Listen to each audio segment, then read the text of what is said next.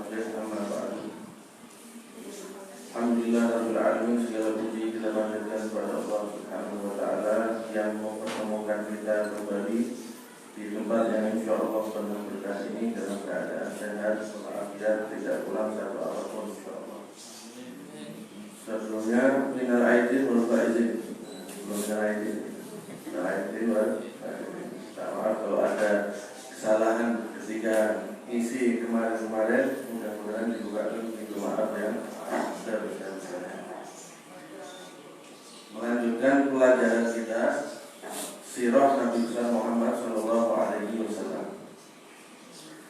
Di pertemuan yang sebelumnya kita membahas apa pentingnya mempelajari sejarah dan perjalanan hidup Nabi Muhammad Sallallahu Alaihi Wasallam. Kita katakan karena beliau itu oleh Allah Subhanahu Wa Taala dipilih menjadi orang yang harus kita teladani, dipilih menjadi sosok yang ditunjuk sebagai teladan kita semua dalam semua urusan. Laqad kana fi Rasulillah uswatun hasanah. Sungguh telah ada pada diri Rasulullah itu suri tauladan yang baik. Dalam ayat yang lain Allah berfirman, "Qul in kuntum tuhibbunallaha fattabi'uni yuhibbukumullah wa yaghfir lakum dzunubakum." Katakanlah wahai Muhammad, kalau kalian itu mengaku cinta kepada Allah, maka ikutilah aku. Ikutilah aku, ya Nabi Muhammad sallallahu alaihi wasallam.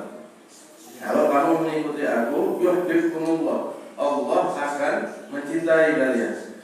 Wa yaghfir lakum dzunubakum, dan mengampuni seluruh dosa-dosa yang pernah kalian perbuat.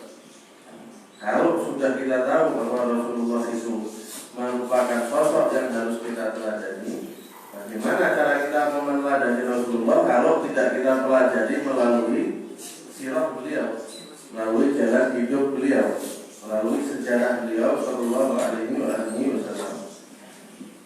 Kita sudah singgung juga di pertemuan yang kemarin, kenapa dipilih Jazirah Arab sebagai tempat diutusnya Rasulullah SAW dan lain-lain. Kita sudah bahas pada pertemuan yang kemarin.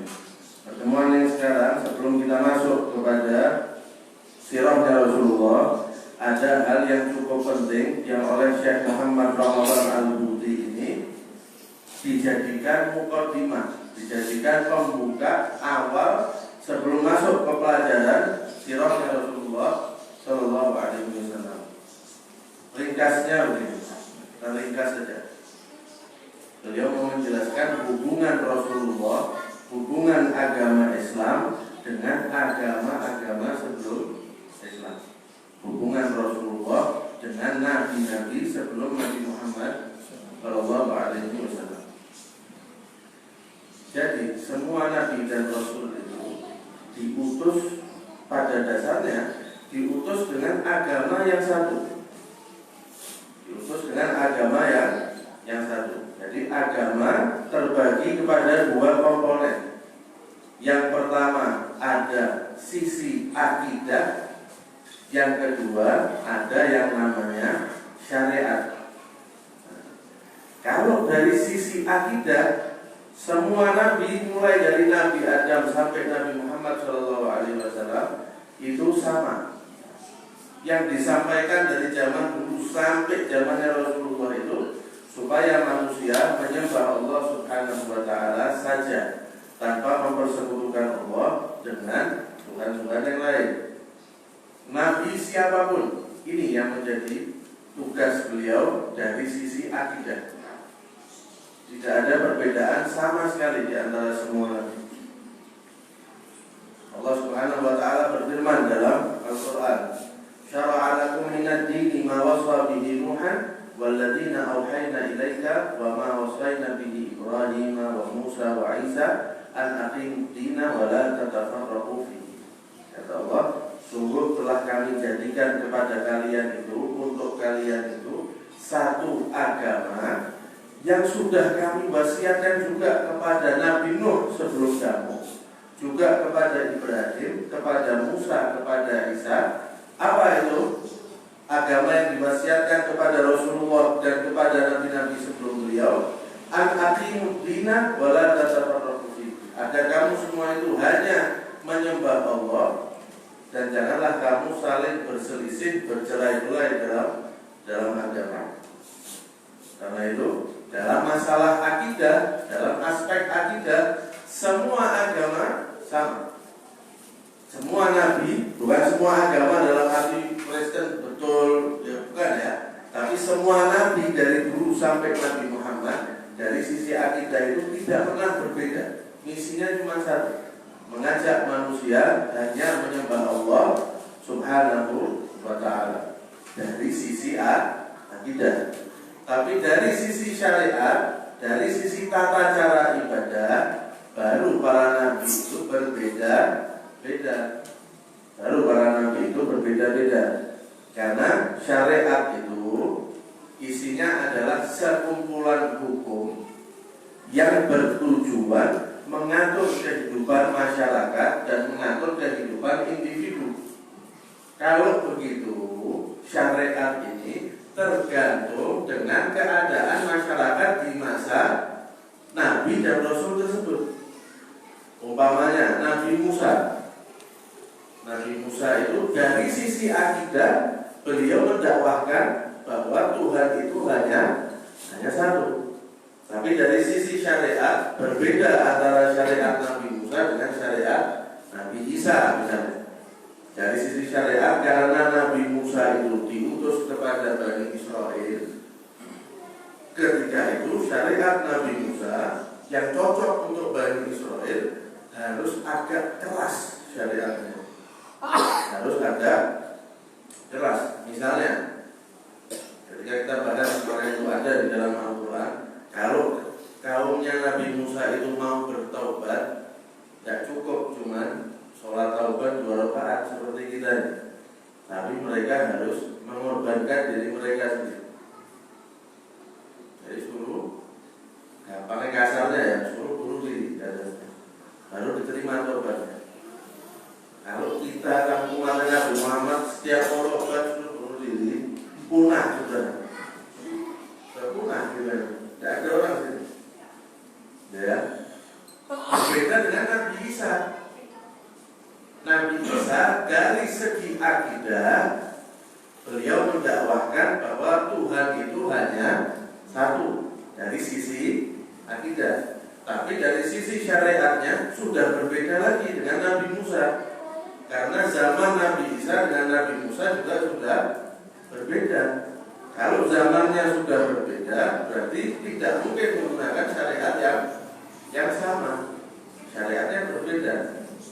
Misalnya Nabi Isa dalam hal ini itu lebih mudah syariatnya dibandingkan dengan Nabi Musa. Dalam ayat Al-Quran itu Allah berfirman, Nabi Isa itu berkata kepada kaumnya bahwa beliau ini musaddiqan lima baina yadayya minat Taurat wa liuhilla lakum ba'dal ladzi hurrima 'alaikum. Saya ini, kata Nabi Isa, datang kepada kalian musaddiqan lima baina yadayya minat Taurat. Sudah ada kitab Taurat ini, tugas saya mempercayai aspek-aspek akidah yang ada di dalam kitab Taurat. Karena akidahnya sama semua nabi. Akidahnya sama. Tapi kemudian beliau melanjutkan, wa liuhilla lakum ba'dal ladzi hurrima 'alaikum. Dan saya juga datang untuk menghalalkan kepada kamu apa yang dulu itu Allah haramkan kepada nenek moyang kamu. Nah, berbeda kan berarti. Dari sisi syariatnya sudah berbeda. Dulu ada hal-hal yang haram dilakukan oleh umat-umat terdahulu sebelum Nabi Isa. Sekarang Nabi Isa datang, sebagian dari hal-hal itu menjadi halal. Karena dari sisi syariat boleh berbeda.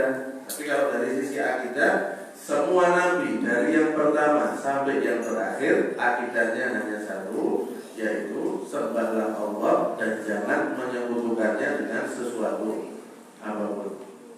Sudah ya.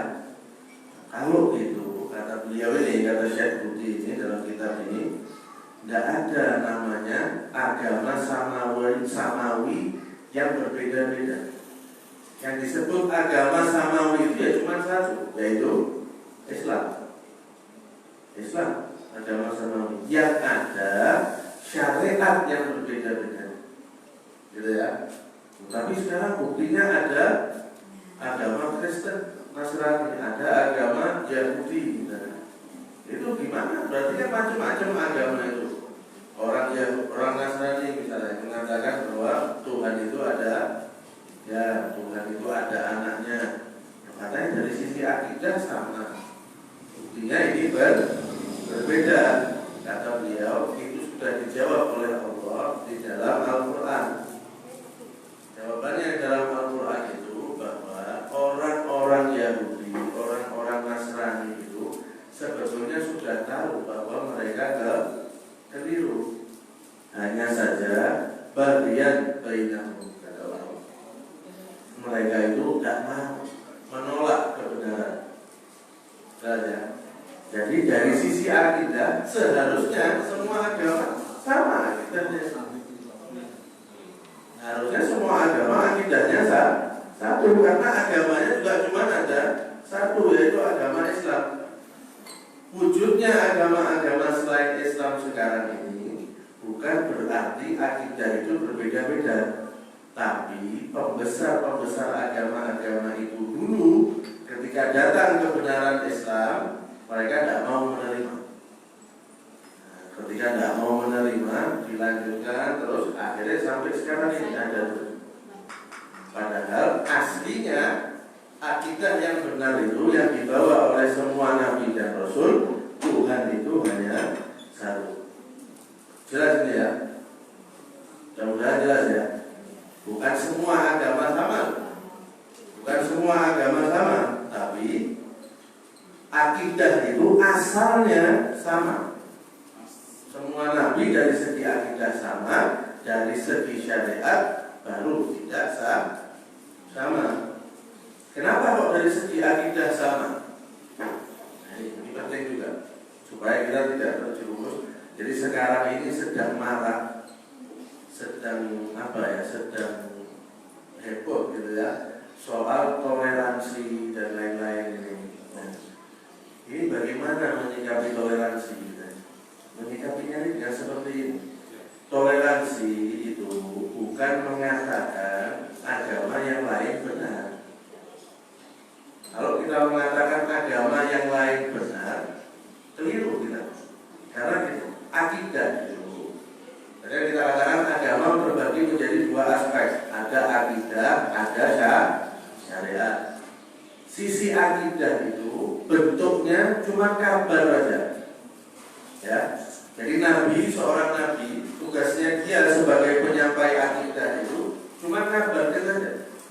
Allah itu Maha Esa, nanti itu ada kematian, nanti ada surga, ada neraka. Semua bentuknya kabar, informasi bentuknya semua. Allah itu tidak ada yang menyebutkan dia dengan apapun. Jelas ya, ada malaikat, ada kitab, semua bentuknya kabar, bentuknya informasi. Dan semua nabi dan sifat nabi yang wajib itu ada berapa? Ada 4. Salah satunya amanah dan tabligh. Ini saja. Amanah. Nabi itu tidak ada yang berbohong. Tidak ada seorang nabi yang berbohong, itu tidak mungkin. Nanti kita katakan bahwa semua nabi menyampaikan agama ini semuanya benar. Semuanya benar. Kalau semuanya benar, terus kita katakan zaman sekarang ini Islam mengatakan Allah itu satu, Nasrani mengatakan Tuhan itu ada di 3. Terus kita mau mengatakan ya Nasrani itu agamanya Nabi Isa. Jadi seakan-akan kita mau mengatakan Nabi Isa itu menginformasikan kepada kita bahwa Tuhan itu ada 3. Nabi Muhammad menginformasikan kepada kita bahwa Tuhan itu ada 1. Kalau semua Nabi betul, betul yang mana? Gimana ya? Kalau Nabi Muhammad betul, Nabi Isa, Nabi juga informasinya pasti betul. Nah yang satu bilang Tuhan itu 1, yang satu bilang 3. Ya keliru yang mana? kita ke dalam jurang yang tidak tahu di luarnya gimana. Itu mau masuk surganya siapa? Yang Tuhannya bilang satu, dan surganya punya Tuhan yang satu, yang tiga. Bingung kan? Gimana caranya kok dua orang yang mengatakan Tuhan ini berbeda masuk di satu surga yang sama? Tidak mungkin. Karena semua nabi itu betul dan akidah bentuknya informasi, maka semua nabi akidahnya sama. Tuhan itu satu. Yang sampai kepada kita sekarang ini itu sudah banyak perubahan-perubahan. Sudah bukan dari nabinya dulu itu. Ya, karena apa? Kata Allah dalam Al-Quran, karena mereka tidak mau menerima. Jadi ketika Rasulullah SAW itu dulu diangkat menjadi Rasul, orang Yahudi itu tidak mau beriman. Sebabnya, pada orang Yahudi itu tahu bahwa ini Rasulullah. Kata Allah dalam Al-Quran, mereka orang-orang yang diberi kitab itu sangat mengenal Rasulullah lebih dari anaknya sendiri. Saking detailnya sifat-sifat Rasulullah yang ada di dalam Taurat dan Injil. Tapi mereka tidak mau menerima orang Yahudi itu. Padahal tahu itu Rasulullah. Kata Allah bahkan dalam Al-Quran, sebelum Rasulullah lahir, orang-orang Yahudi itu sudah sombong-sombongan sama orang yang lain. Mereka agak tertindas ketika itu. Terus mereka bilang, tunggu aja kamu, kalau nanti Nabi akhir zaman sudah lahir, dia pasti akan berada dalam kelompok kita. Sudah sombong dulu orang yang. Tapi begitu Rasulullah lahir, mereka malah tidak beriman. Sebabnya karena sombong. Nabi Muhammad ini kan keturunan Nabi Ibrahim dari anaknya yang bernama Ismail. Ibunya Ismail ini, Nabi Ismail, Siti Hajar. Sedangkan nabi-nabi yang lain itu, keturunan Nabi Ibrahim yang lain ini, yang menjadi nabi itu dari Nabi Ishak. Nabi Ishak ini ibunya namanya Siti Sarah. Siti Hajar ini tadinya budak. Siti Hajar ini tadinya budak. Katanya orang Yahudi, masa saya suruh beriman kepada Nabi yang keturunan budak? Gengsinya dulu aja. Bukan dari golongan Yahudi ternyata Nabi ini, dari orang Arab, keturunannya Ismail anaknya Hajar. Padahal Hajar itu seorang budak, tidak mau. Padahal tahu itu betul. Bahwa Rasulullah itu betul, agama yang dibawa itu yang benar. Tapi karena kata Allah, karena kesombongan dan karena gengsinya tadi itu, akhirnya mereka menolak kebenaran, lebih memilih berada di dalam kesesatan. Itu penting ya. Jadi toleransi harus kita bertoleransi, tapi bukan berarti mengatakan semua agama itu benar. Itu kebablasan. Toleransi itu kamu mau beribadah silakan, saya beribadah silakan, kita tidak saling mengganggu. Itu toleransi namanya. Kalau kita katakan semua betul, ya salah. Seperti tadi kita akhirnya terjebak dalam kebingungan tadi itu. Ada yang mengatakan agama itu kan seperti baju. Kalau seperti baju ya enak tuh. Kalau saya pakai baju hitam ganti baju putih. Kalau saya Islam itu tak masuk Konghucu. Kalau saya Konghucu masuk Hindu, masuk Buddha. Jadi mainan namanya, bukan agama. Saja supaya kita tidak terjebak dalam toleransi yang kebablasan ini. Toleransinya betul, harus kita bertoleransi. Kata Allah dalam Al-Quran dalam surat Al-Kafirun, lakum dinukum waliyadin. Untukmu agamamu, untukku agamaku, kita tidak saling mengganggu. Kata Allah dalam ayat yang lain, jangan kamu itu mencaci sesembahan orang-orang selain Islam. Tidak boleh kita mencaci sesembahan orang selain Islam. Ini nilai toleransi atau bukan? Ya toleransi. Jangan kamu caci maki sesembahan orang selain Islam itu. Nanti akhirnya mereka akan berbalik mencaci Allah Subhanahu wa Ta'ala. Jadi nilai toleransi memang sudah ada. Umat Islam itu tidak harus diajari toleransi sebetulnya. Ya kan? Agama itu sudah agama toleransi. Sayyidina Umar gereja di situ. Dihancurkan enggak? Tidak dihancurkan. Dibiarkan, dikasih kuncinya ke pendeta-pendeta itu. Silakan. Ada apa? Serombongan pendeta datang ke Madinah bertemu dengan Rasulullah, mau beribadah. Sama Rasulullah dilarang apa enggak? Tidak dilarang, silakan beribadah. Ada riwayat yang mengatakan ibadahnya di Masjid Nabawi. Tidak ada masalah. Kalau kamu mau beribadah, yang penting tidak saling mengganggu. Jelas ya? Itu toleransi. Jadi tidak usah diajari umat Islam soal toleransi. Orang-orang itu yang sudah belajar sama kita soal toleransi. Itu kira-kira jelas ya, mudah-mudahan ya. Oke. Nah, jadi Nabi Muhammad kemudian diutus di masyarakat Arab yang ketika itu berada dalam masa jahiliyah. Jadi masyarakat Arab itu dulu kan Nabi Ismail ada di situ. Nabi Ibrahim kemudian kan membangun Ka'bah juga di Mekah karena itu sisa-sisa ajaran Nabi Ibrahim dan Nabi Ismail itu terus ada terus. Hanya saja semakin ke belakang itu semakin terkikis gitu ya. Jadi awalnya itu masih kuat ajaran Nabi Ismail. Begitu Nabi Ismail yang meninggal, mulai pelan-pelan hilang. Terutama ketika akhirnya masyarakat Arab itu berhubungan sosial dengan masyarakat yang lain, masuk budaya-budaya yang dari luar itu kan mempengaruhi masyarakat Arab ketika itu makin terkikis. Tapi bukan berarti hilang sama sekali. Sisa-sisa ajaran Nabi Ismail itu tetap ada, cuman caranya keliru. Contohnya misalnya, mereka walaupun di masa itu masa jahiliyah, Ka'bah itu sekitarannya berhala semua, mereka tetap menghormati Ka'bah. Cuman sambil menghormati berhala. Menghormati Ka'bahnya sudah betul. Menghormati Ka'bahnya itu sisa-sisa ajaran Nabi Ibrahim dan Nabi Ismail, tapi kecampuran menghormati berhala. Mereka walaupun di masa jahiliyah, mereka tetap tawaf.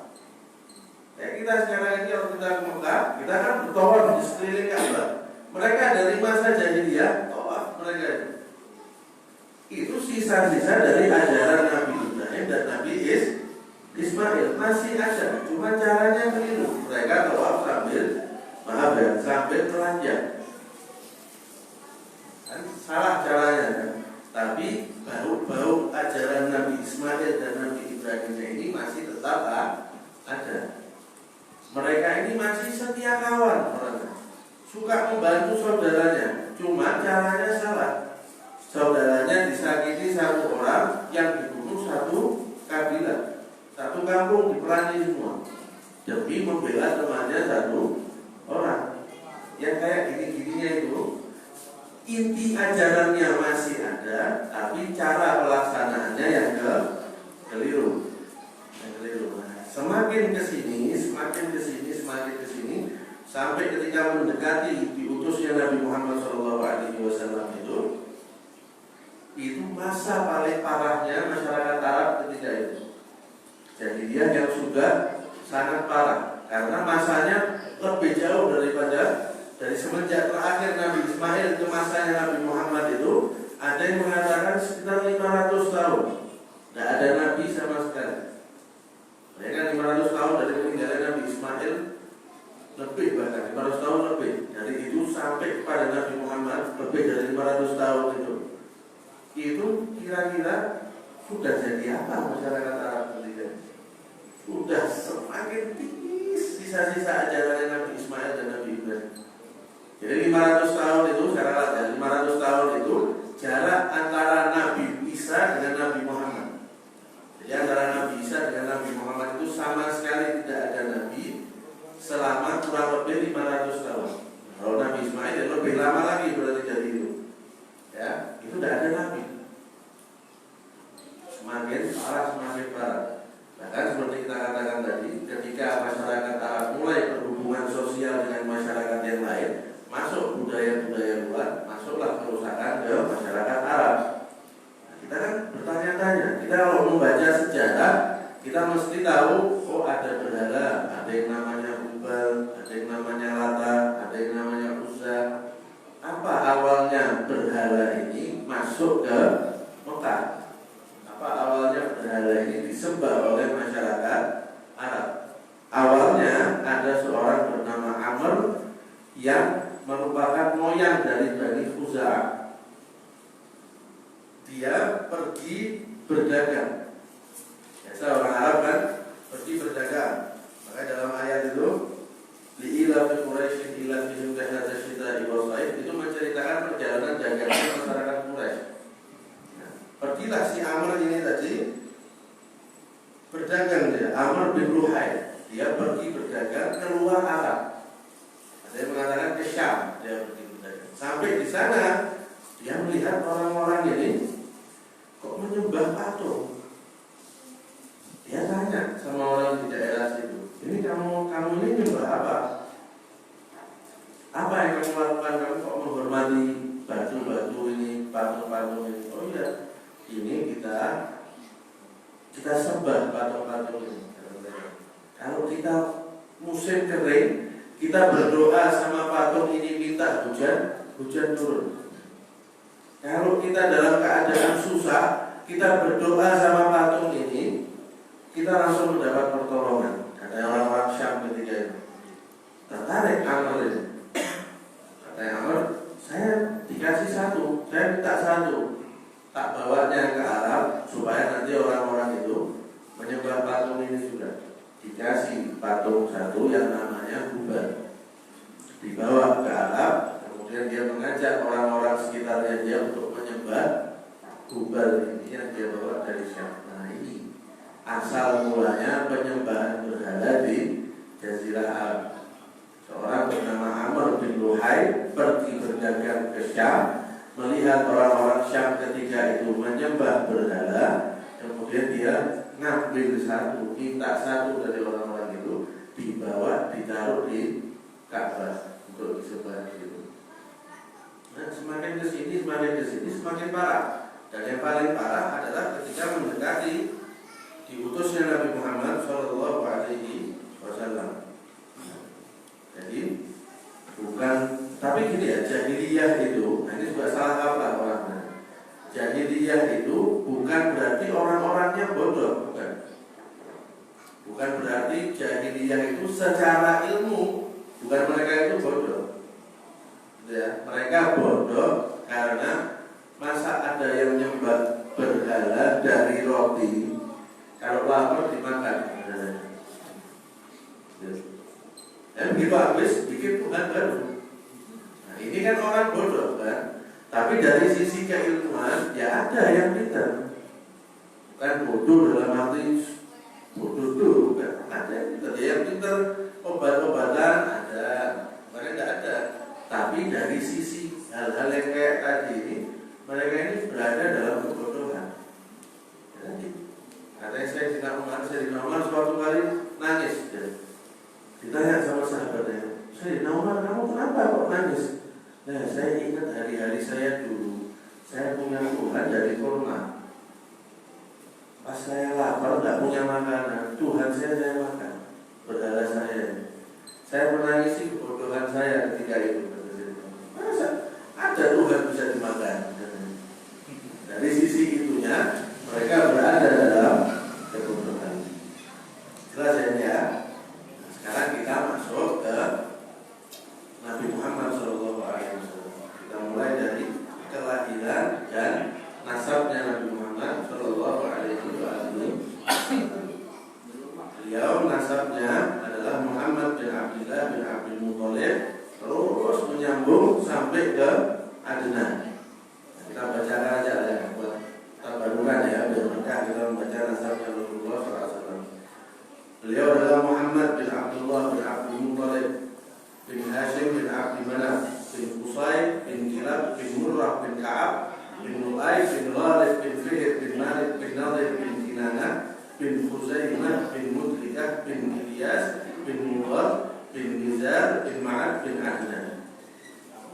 sampai Adnan ini bin Adnan, sampai moyangnya Rasulullah yang namanya Adnan, ini nasab valid, nasabnya yang tak mungkin keliru nasabnya.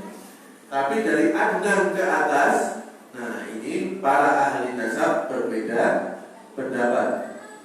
Makanya dalam sebuah hadis Rasulullah itu bersabda, kadzaban nasab. Ahli nasab itu kalau melanjutkan nasab saya sampai ke Nabi Adam misalnya, atau Nabi Ibrahim, itu kebanyakan pasti keliru. Makanya para ulama itu mengatakan sampai di Adnan ini kif, berhenti.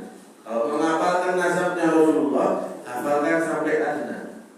Karena Adnan ke atas itu tidak ada yang betul-betul bisa dipastikan 100%. Gitu ya. Yang jelas Adnan ini merupakan keturunan Nabi Ismail yang merupakan anak dari Nabi Ibrahim. Ini semua ahli, semua ulama sepakat bahwa Adnan adalah anak keturunan Nabi Ismail yang merupakan anak dari Nabi Ibrahim. Tapi Adnan bin siapa, kita tidak perlu mencari tahu itu, karena terlalu banyak perbedaan dan tidak tahu mana yang betul. Karena Rasulullahnya sendiri yang bersabda, kadzaban nasab. Orang ahli nasab kalau mencoba meneruskan nasabnya dari Adnan ke atas, banyak kelirunya. Jelas ya?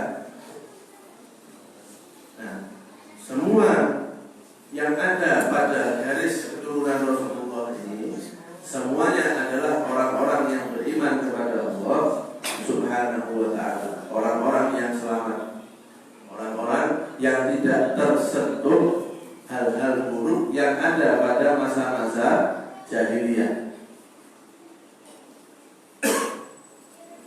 Ya, semua ayah, kakek terus yang dimiliki oleh Rasulullah ini sampai Adnan ke atas, semuanya itu adalah orang-orang yang beriman kepada Allah, orang-orang yang baik, yang selamat dan tidak tersentuh keburukan-keburukan masa jahiliyah.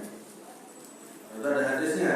Kata Rasulullah, orang tua saya, kakek-kakek saya itu tidak pernah tersentuh keburukan jahiliyah. Nah, makanya nanti ada saudara-saudara kita misalnya yang mengatakan, ya orang tuanya Rasulullah itu masuk neraka, misalnya dia ada nanti yang mengatakan begitu. Kenapa kok orang tua Rasulullah masuk neraka? Ya kan Rasulullahnya belum ada. Jadi mereka kan bukan beragama Islam. Jadi kalau bukan beragama Islam masuk neraka. Nah, ini keliru. Kita katakan sama mereka, sama saudara-saudara kita itu, ini cara mengambil kesimpulan yang keliru. Karena kita lihat dalam Al-Quran itu Allah Subhanahu wa ta'ala berfirman, wa ma kunna mu'adzibina hatta nab'atha rasulah. Kami tidak akan mengutus kami tidak akan mengazab suatu kaum sampai kami mengutus seorang rasul kepada mereka. Sekarang rasulnya sudah diutus belum? Ketika ayahnya Rasulullah, ibunya Rasulullah, kakeknya Rasulullah meninggal dunia, Rasul sudah diutus atau belum? Belum. Berarti diadab atau tidak oleh Allah? Tidak diadab. Ini namanya ahlul fatrah, orang-orang yang meninggal sebelum menemui Rasul yang diutus kepada mereka. Ahlul fatrah ini orang-orang yang selamat, kata ulama, orang-orang yang masuk dalam surga. Karena kata Allah tadi, kami tidak akan mengadab suatu kelompok sampai kami mengutus seorang Rasul. Ayah dan ibunya Rasulullah, kakeknya Rasulullah meninggal sebelum Rasulullah SAW diutus. Berarti mereka tidak diadab. Saja. Nah, ada yang mengatakan lagi misalnya, apa dalilnya ayah dan ibundanya Rasulullah itu wafat dan belum ada Rasul yang diutus? Apa dalilnya? Dalilnya itu ada di surat Yasin. Nah, kita ini rajin baca surat Yasin, tapi kadang kayak radio gitu ya. OS luar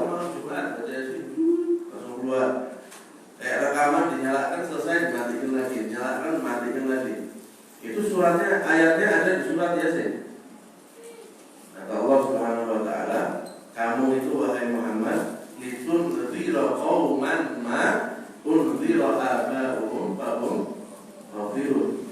Kamu itu kami utus untuk memberikan peringatan, litunzira qauman, memberikan peringatan kepada suatu kaum ma unzira aba'uhum, yang ayah-ayah mereka belum pernah mendapat peringatan.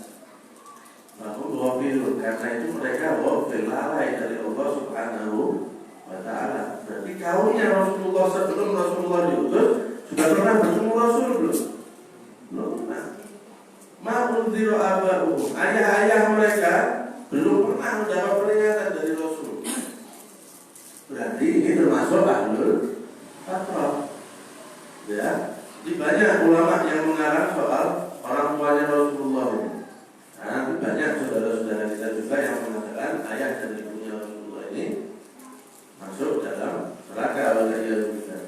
Nah, tidak, itu kesimpulan yang keliru berdasarkan ayat dan yang kita baca dari ayat-ayat itu.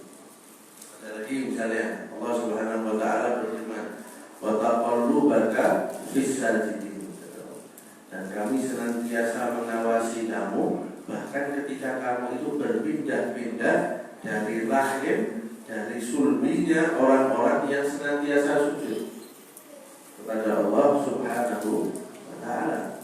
Jadi Rasulullah ini terus berpindah-pindah dari orang ahli sujud kepada orang ahli sujud kepada orang ahli sujud sampai kepada ayat dari ibunya beliau. Allah yang ngasih stempel wa taqallubaka fi as-sajidin, di antara orang-orang yang ahli sujud. Sujudnya kemana? Kepada Allah Subhanahu wa ta'ala. Jelas ya? Ya, supaya tidak ada lagi dalam hati kita keraguan mengenai ayat dan ibunya Rasulullah Shallallahu Alaihi Wasallam. Karena hal-hal seperti ini ditakutkan. Kalau kita mungkin tidak berani bilang pasti ya, tapi ditakutkan hampir pasti menyakiti hatinya Rasulullah Shallallahu Alaihi Wasallam. Kita umpamanya ada orang lah, ada orang ayahnya itu tukang minum minuman keras. Terus si orang ini sama temannya lewat di depan tempat jualan minuman keras. Temannya terus ngomong gini, jangan-jangan ayah kamu di dalam. Kira-kira marah nggak anak? Marah. Nah, takutnya Rasulullah SAW itu tersakiti hatinya dengan ucapan-ucapan seperti itu. Nah, kita ini sudah tidak tahu terima kasih sama Rasulullah. Kok ia masih mau pakai nyakiti hatinya Rasulullah SAW? Balasannya sangat berat dari Allah Subhanahu wa ta'ala. Kata Allah, siapa yang mengganggu Allah dan mengganggu Rasulnya, balasannya adalah la'anahumullah. Mereka akan mendapatkan laknat dari Allah Subhanahu wa ta'ala. Itu terkait dengan ayat dan ibunya Nabi Muhammad Sallallahu Alaihi Wasallam. Beliau sebagaimana kita tahu lahir pada tahun gajah. Tahun gajah itu adalah tahun di mana Abraha mau menyerang Ka'bah, menghancurkan Ka'bah dengan membawa pasukan dari gajah. Jadi dia itu asalnya ada yang mengatakan dari Yaman. Abraha di Yaman itu dia membangun bangunan mau nyaingi Ka'bah. Jadi heran, ada apa orang-orang ini setiap tahun pergi ke Ka'bah, menziarahi Ka'bah? Apa spesialnya Ka'bah ini? Apa spesialnya Ka'bah? Saya mau bikin bangunan yang lebih indah dari Ka'bah. Ya, Ka'bah kan cuma batu disusun-susun jadi kotak gitu kan. Saya mau bikin yang lebih bagus biar orang-orang tidak usah ke Ka'bah. Habis ini perginya setiap tahun ziarahnya ke bangunan yang saya bikin dia bangunan itu tetap sepi bangunan. Orang-orang tetap pilih ziarah ke Ka'bah, ke Mekah sana. Oh, kalau itu harus saya hancurkan, kata Allah. Pergi dia dengan pasukan gajah tadi ini hendak menghancurkan Ka'bah. Cuma sebagaimana sudah kita tahu, kemudian oleh Allah dibinasakan melalui burung ababil. Burung ababil membawa batu-batu dari neraka, batu-batu yang panas, dilemparkan ke pasukannya Abraha. Siapa yang kena langsung berangkat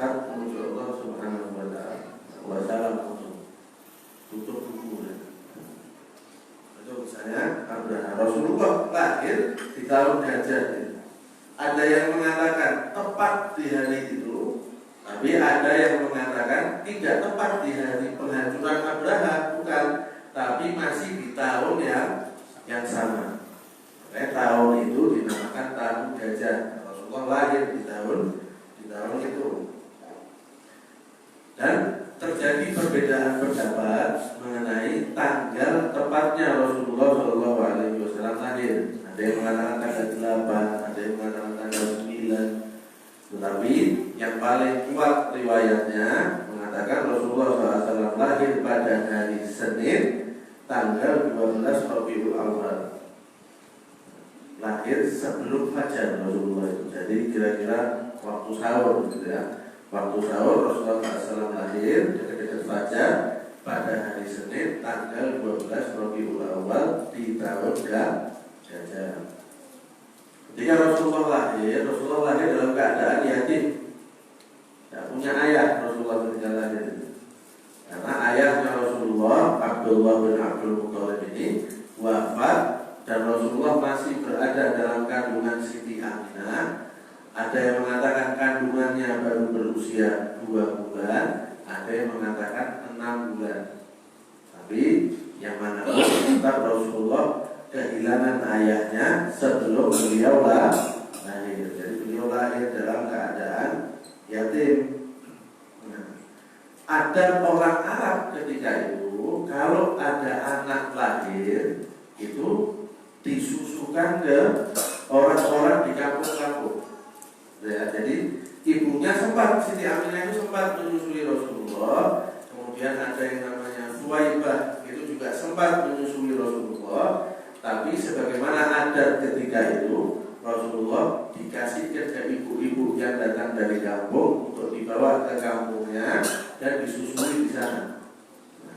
Setelah ibunya Rasulullah menyusui Rasulullah, kemudian Suwaibah tadi itu, Suwaibah ini adalah budaknya Abu Lahab.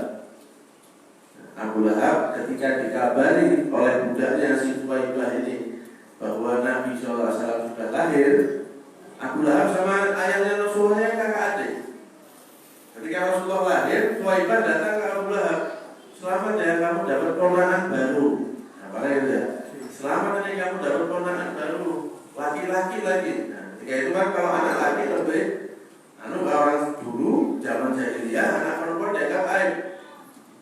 Jadi Abu Lahab dikasih kabar dapat keponakan baru, keponakannya laki-laki, senang dia.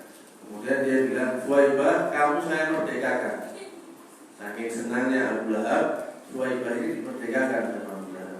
Suwaibah ini juga bersempat menyusui Rasulullah SAW. Tapi kemudian Rasulullah SAW disusui oleh Sayyidah Halimah As-Sa'diyah dari Bani Sa'ad.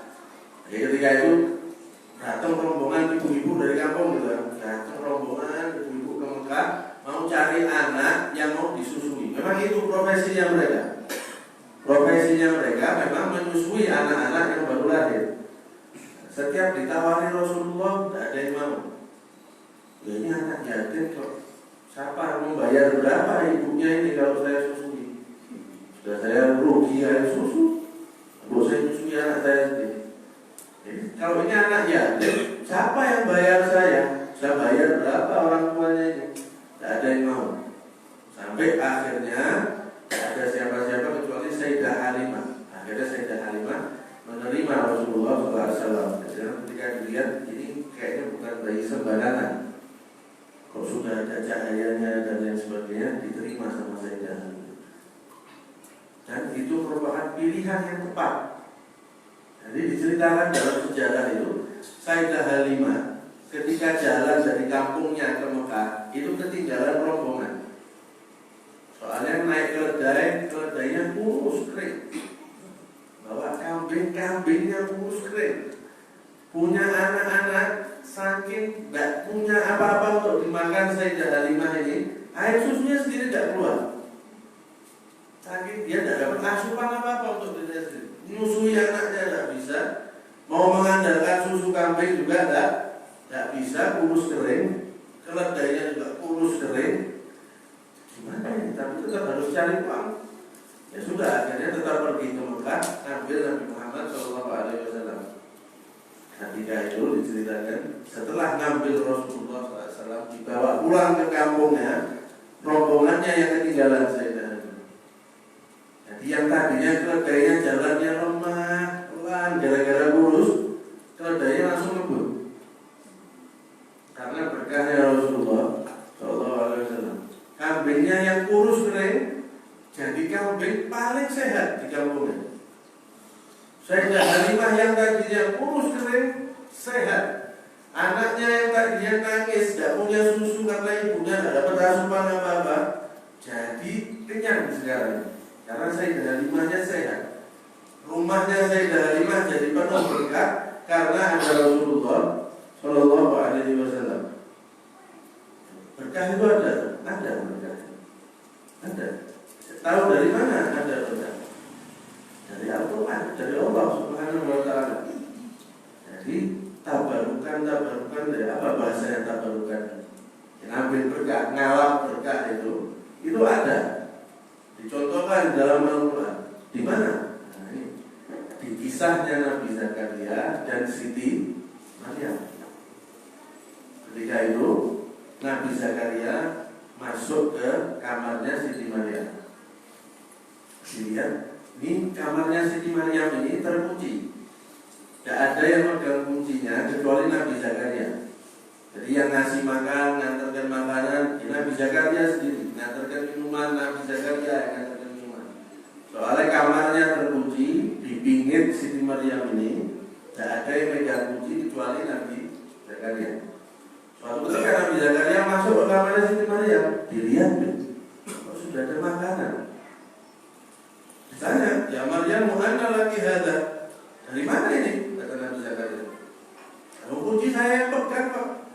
Kamu kan terkunci sehari-hari, saya yang pegang kuncinya. Ini makanan dari mana? Bukan saya yang ngantar. Kata Siti Maryam, ini rezeki dari Allah. Allah itu kalau memberi rezeki, kata Siti Maryam, itu bilai bisa. Tak butuh apa-apa. Nek mau ngasih. Hatta walaupun terkunci ruangannya, kalau orang menghendaki dapat rezeki. Itu kan? Berarti ini makanan, bukan makanan sembarangan. Berarti ini ruangan pernah kemasukan rahmatnya Allah, pernah kemasukan pemberiannya Allah. Berarti ini ruangan juga bukan ruangan sembarangan. Terkunci tapi Allah tetap mengasih rezeki Siti Maryam. Tidak tahu dari mana. Berarti ini bukan ruangan sembarangan. Kata Allah, hunalika da'a Zakaria. Di situ Nabi Zakaria berdoa kepada Allah. Kenapa kok berdoanya di situ? Tidak bisa di rumahnya. Ngalap berkah. Bapak yang lupa. Ngalap berkah. Ya kan? Ya kan bisa berdoa di rumahnya sendiri, bisa berdoa di masjid, bisa berdoa di mana. Kenapa kok kata Allah hunalika? Di situ da'a Zakaria. Di situ kata Allah Zakaria berdoa kepada Tuhannya minta anak. Ngalap berkah. Jadi itu sudah dari dulu sudah ada ngalap berkah, itu bukan hal baru. Bukan hal baru ngalap berkah. Dan ketika Nabi Zakaria ngalap berkah doa di situ, langsung sama Allah diijabahi, kamu akan punya anak, nanti namanya Yahya dan lain-lain.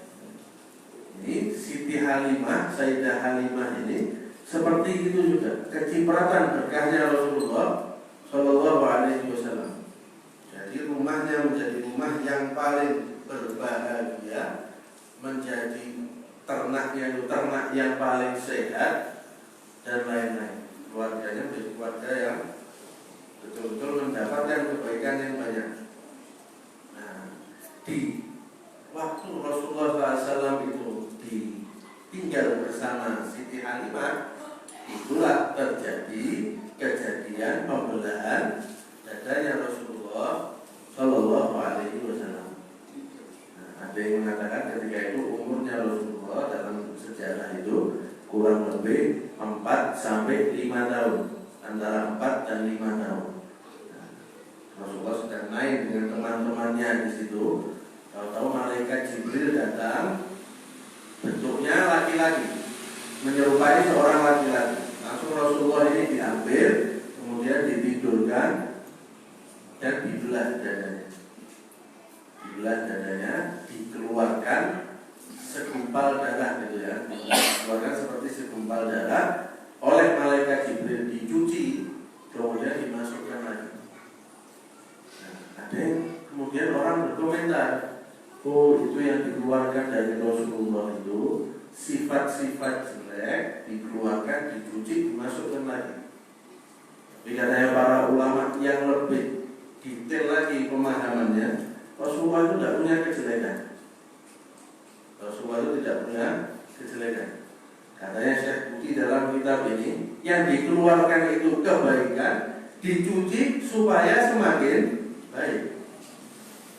Ya, dalam maulid itu ada salah satu maulid itu mengatakan maaf roja min qalbihi ada, yang dikeluarkan dari hatinya Rasulullah itu, dari dalam dadanya itu bukan sebuah kebaikan, bukan sesuatu yang buruk, walakinnahu zaduhu tuhran ala tuhri, akan tetapi malaikat itu menambahkan kesucian kepada Rasulullah di atas kesucian.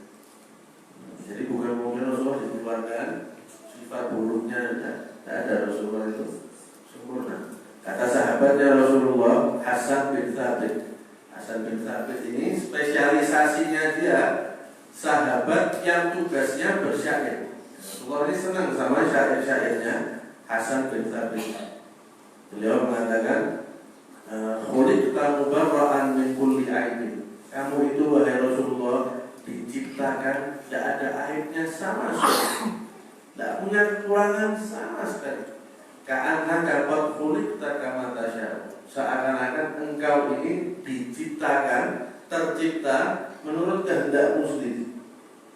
Saya maunya dermawan, saya maunya, seakan-akan itu pesan dulu sebelum diciptakan, kata Hasan bin Thabit. Saking tidak ada kekurangannya sama sekali.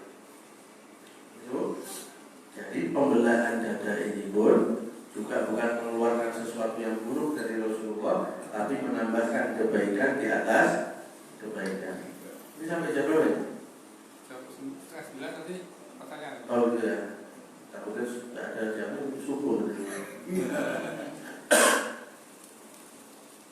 Nah, kemudian sebagaimana kita bilang di pertemuan pertama, mempelajari sejarahnya Rasulullah bukan hanya mempelajari cerita-ceritanya, tapi pesan apa yang bisa kita ambil dan bisa kita teladani dari kisah-kisahnya Rasulullah Shallallahu Alaihi Wasallam.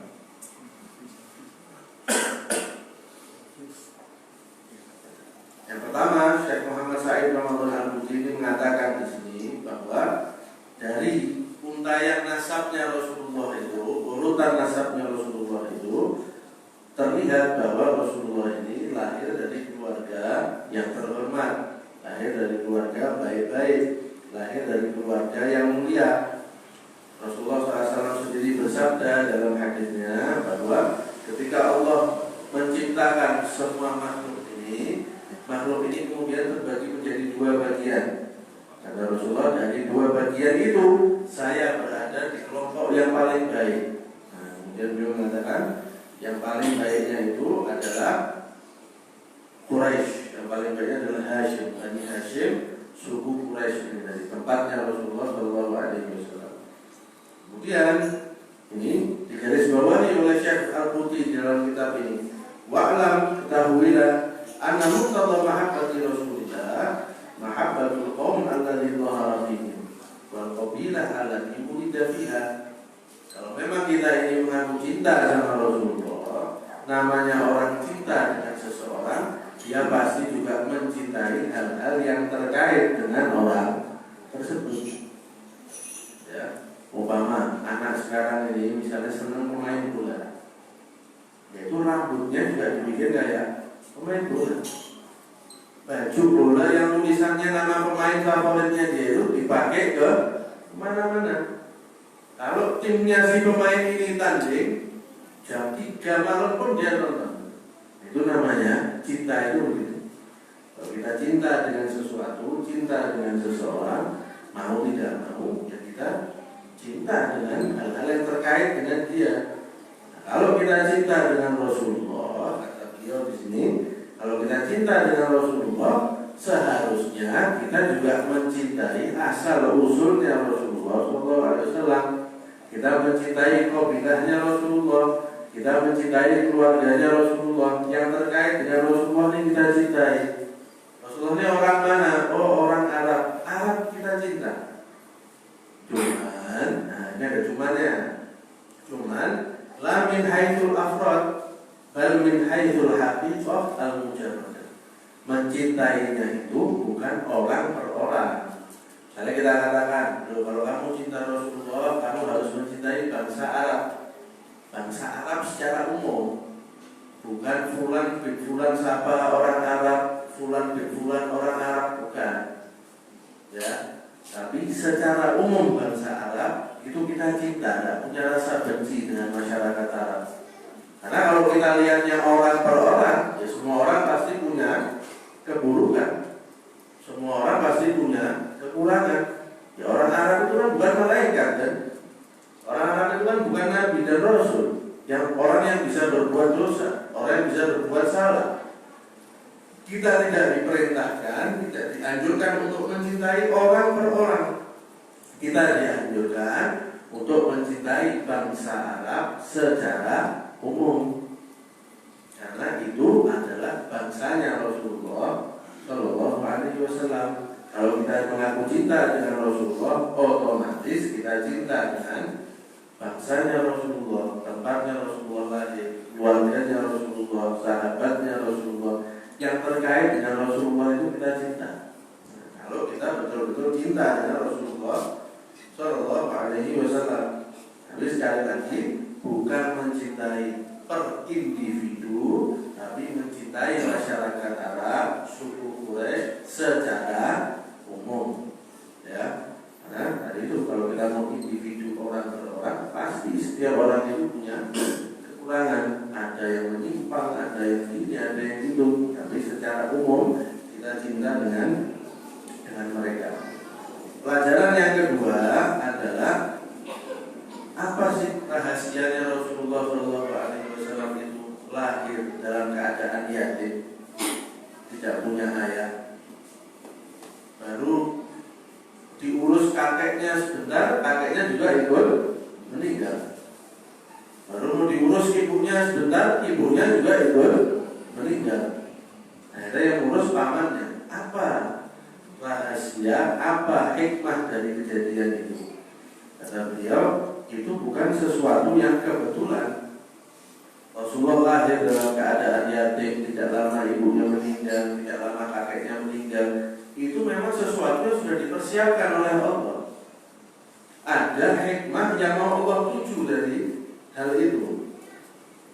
Kata beliau, tujuannya adalah supaya tidak ada orang yang kemudian menuduh Rasulullah SAW itu menyebarkan agama Islam, tujuannya untuk melanggengkan kepemimpinan keluarganya atas suku Quraisy. Satu, ya, kakeknya Rasulullah itu kan pimpinannya suku Quraisy.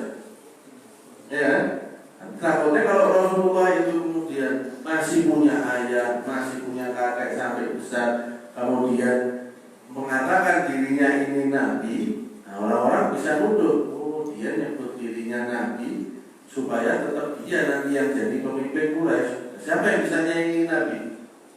Orang biasa tidak bisa bersaing dengan nabi. Kalau ada nabi, ya kalau nggak mau pimpinannya pasti nabi.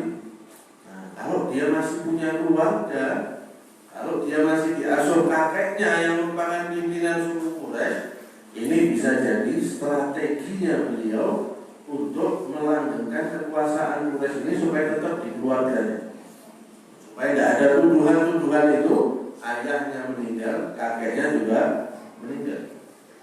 Jadi tidak ada kemungkinan Rasulullah ini doktrin dari ayah dan kakeknya. Tidak ada kemungkinan seperti itu. Karena yang namanya ayah, kalau punya anak, ya wajar kalau kepengen anaknya itu menempuh jejak ayahnya. Kakek kepengen cucunya menempuh jejak kakeknya, itu kan wajar. Tapi kewajaran ini karena bisa menimbulkan salah paham dan tuduhan-tuduhan oleh Allah Subhanahu wa Ta'ala diputus dari pertama. gitu ya. Hari pertama sudah diputus supaya tidak ada miru. Yang kedua, hikmahnya adalah Allah Subhanahu wa Ta'ala sendiri yang memang ingin membentuk karakternya Rasulullah SAW. Dalam sebuah hadis Rasulullah bersabda, "Ada bagi Rabbi fa ahsana ta'dibi." Saya ini dididik, diajari adab oleh Allah Subhanahu wa Ta'ala. Nah, kalau nanti ada ayahnya, ada ibunya, tidak, kata Allah, saya yang mau mengajari, membentuk karakternya Muhammad Shallallahu Alaihi Wasallam. Mau saya persiapkan jadi orang besar, mau saya persiapkan jadi nabi, mau saya persiapkan jadi rasul. Allah sendiri yang kemudian mengurus, mengatur semua pendidikannya Rasulullah SAW. Yang berikutnya, supaya kita ini di akhir zaman tidak gampang memandang remeh orang. Ya, ini anak yatim, tidak punya ayah, tidak punya ibu, kakeknya masih kecil, kakeknya sudah meninggal. Jangan bisa apa orang ini kira-kira mau jadi apa? Namanya kan gitu. Mau jadi apa kira-kira anak yatim ini? Ternyata jadi orang yang luar biasa, jadi nabi, jadi rasul, jadi orang yang punya pengaruh yang sangat besar sampai hari ini. Nah, ini supaya kita tidak gampang memandang remeh orang lain. Orang yang kelihatannya kita lihat biasa-biasa aja, lebih, misalnya kita nganggapnya kita lebih pintar lah dari dia. Nah, hati-hati, jangan-jangan yang kamu remehkan itu dia nanti yang bakal lebih sukses dari kita. Buktinya Rasulullah dulu waktu kecil yatim, tidak ada ibu-ibu yang mau menyusui Rasulullah SAW karena dianggapnya anak yatim ini tidak punya apa-apa, warganya miskin lagi. Ternyata jadi orang besar. Nek tahu nyesel jadi ibunya. Hati-hati kita ini kalau meremehkan orang lain, bisa jadi orang-orang itu yang justru lebih sukses dari kita. Dalam Al-Quran surat Al-Hujurat itu Allah kan berfirman, janganlah sebagian kamu merendahkan sebagian yang lain. Asa an yakunu khairan minhum. Kalau kita kan mengartikannya, bisa jadi orang-orang yang kita remehkan itu lebih baik dari kita. Tapi ada ulama yang menafsirkannya lain. Kata dia, asa an yakunu khairan minhum itu doa. Di asa itu dalam bahasa Arab bisa diartikan bisa jadi, bisa juga berarti doa. Kalau misalnya itu doa, ini kan ayatnya Allah, ini firmannya Allah. Berarti kasarnya yang berdoa itu siapa? Allah kan? Kalau kira-kira Allah, ini gampangnya ya, Allah yang berdoa, kabul benar? Ya kabul, kun, fayakun. Kata Allah, jangan kamu merendahkan orang yang lain, semoga dia lebih baik dari kamu. Nah ini pun bahaya kalau artinya gitu kan. Kalau artinya semoga dia menjadi lebih baik dari kamu, rugi kita kalau kita merendahkan orang lain. Karena kita kena doa dalam tanda kutip dari Allah Subhanahu wa Ta'ala. Ya, kita meremehkan satu orang, nah, alamat orang itu akan lebih sukses dari kita. Jadi kita kalau baca cerita-cerita biografi orang yang sukses-sukses, hampir semua seperti itu. Yang di luar Islam aja, misalnya Albert Einstein, Mahatma Gandhi dan lain-lain, semua orang-orang itu awalnya diremehkan, tapi mereka yang sekarang justru menjadi tokoh-tokoh yang masih dikenal sampai hari ini. Nah, hati-hati kalau kita meremehkan orang. Itu kira-kira itu yang bisa diambil pelajaran dari perjalanan hidupnya Rasulullah, dari nasab dan kelahirannya Rasulullah Shallallahu Alaihi Wasallam. Mudah-mudahan ada manfaatnya, ada yang kita bawa pulang, ada yang menjadi bahan kita introspeksi diri, menjadikan kita hari besok lebih baik dari kita yang hari ini, supaya tidak rugi kita ini kan. Kalau kata Rasulullah, kalau hari esok kita ini sama dengan hari ini, kita rugi. Kalau hari esok kita kita lebih buruk dari hari ini, kita celaka. Nah, mudah-mudahan kita betul-betul bisa menjadikan Rasulullah ini sebagai teladan, sebagaimana yang Allah Subhanahu Wa Taala pesankan dalam Al-Quran tadi, dan menjadikan kita ke depan lebih baik dan lebih baik lagi. Mudah-mudahan ada manfaatnya. Assalamualaikum warahmatullahi wabarakatuh. Mungkin ada pertanyaan dari para jemaah.